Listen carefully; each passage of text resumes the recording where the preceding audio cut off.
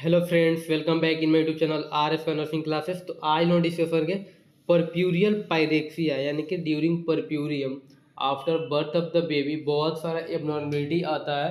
तो उसमें से एक एबनॉर्मलिटी हम लोग का आता है परप्यूरियल पायरेक्सिया। तो आज का हम लोग का यही क्लासेस है। तो सबसे पहले अगर आप मेरे चैनल पर नए हैं तो प्लीज़ मेरे चैनल को सब्सक्राइब कर दे, वीडियो को लाइक कर दे और जो बेल आइकन है उसको प्रेस कर दे, जिसमें जो भी नेक्स्ट वीडियो अपलोड करूँ उसका नोटिफिकेशन सबसे पहले आपको मिल सके। तो स्टार्ट करते हैं आज से क्लासेस विदाउट डिले।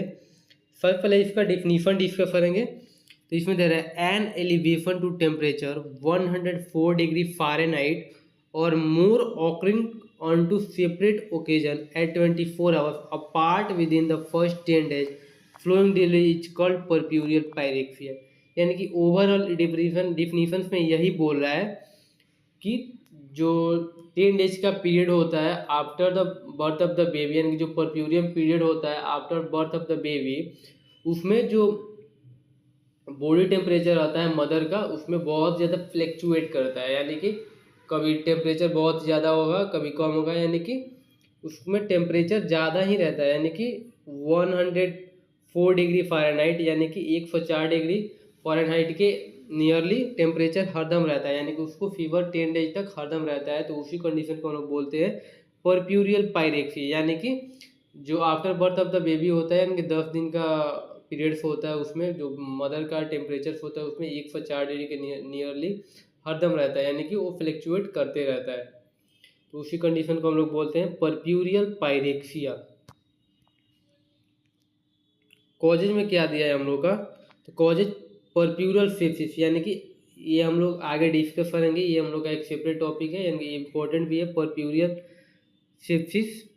तो अगर परप्यूरियल सेप्सिस हुआ है तो उस कंडीशंस में जो मदर का टेम्परेचर रहता है बॉडी का वो हाई रहता है, यानी कि परप्यूरियल पायरेक्सिया देखने को मिल सकता है।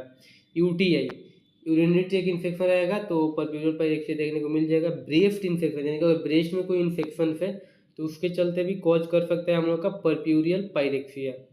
डीप वेन थ्रोम्बोसिस, यानी कि डीवीटी का कोई कंडीशन है तो उसमें भी कॉज कर सकता है।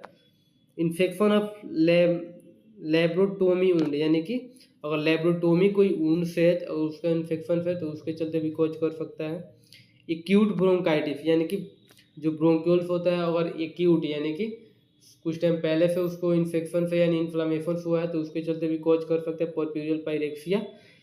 निमोनिया इन्फ्लुएंजा, यानी कि निमोनिया इन्फ्लुएंजा हो या किसी मदर को तो उसके चलते भी कॉज करेगा परप्यूरियल पायरेक्सिया। एक्यूट एपेंडिसाइटिस, यानी कि अपेंडिक्स में अगर इन्फ्लामेशन हुआ है एक्यूट तो उसके चलते कॉज करेगा हम लोग का परप्यूरियल पायरेक्सिया।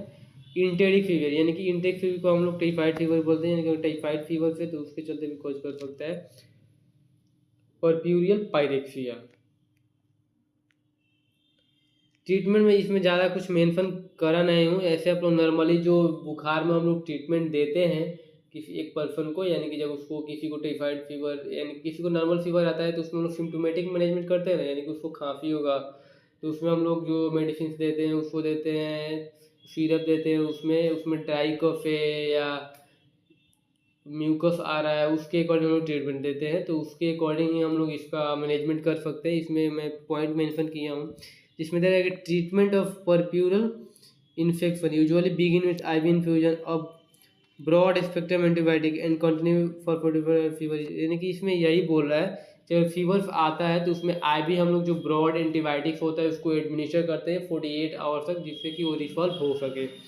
सपोर्टिव केयर देते हैं, सिम्टोमेटिक ट्रीटमेंट देते हैं। सर्जरी में be necessary to remove any remaining product of conception of drainage, यानी कि इसमें यही बोल रहा है कि जो रिटेन प्लासेंटा होता है, यानी कि जो रिटेन प्लासेंटा रह जाता है, रिटेन प्लासेंटा उसमें रहता है जिसके चलते कि टेम्परेचर इंक्रीज करता है, इन्फेक्शन होता है, टेम्परेचर इंक्रीज करेगा तो उसको हम लोग उसके सर्जरी के द्वारा हम लोग रिमूव कर सकते हैं अगर नॉर्मली रिमूव नहीं होता है तो यही था हम लोग का मैनेजमेंट। उसको पीसीएम डोलो वगैरह दे सकते हैं, मदर्स को एंटीबायोटिक वगैरह दे सकते हैं अगर फीवर रिसॉल्व नहीं हो रहा है तो।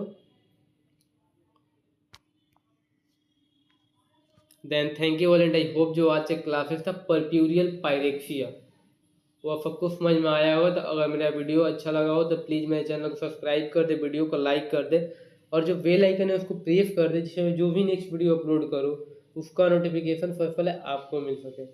और आपको अगर इस क्लास से रिलेटेड कोई भी डाउट हो तो आप कमेंट बॉक्स में पूछ सकते हैं, वहाँ मैं रिप्लाई करूँगा। और आपको अगर किसी भी टॉपिक पे वीडियो चाहिए तो आप कमेंट बॉक्स में कमेंट करिए, I will try to story पे वीडियो अपलोड कर दें। Thank you for watching my video.